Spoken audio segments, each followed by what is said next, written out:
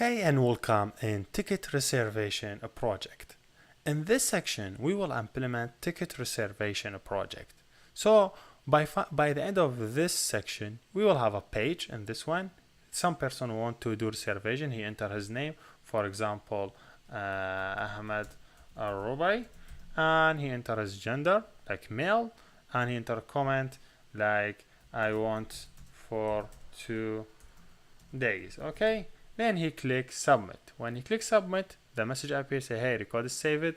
If someone go to the database and refresh the database, because you will have database, you have name, gender, and you have the reservation comment.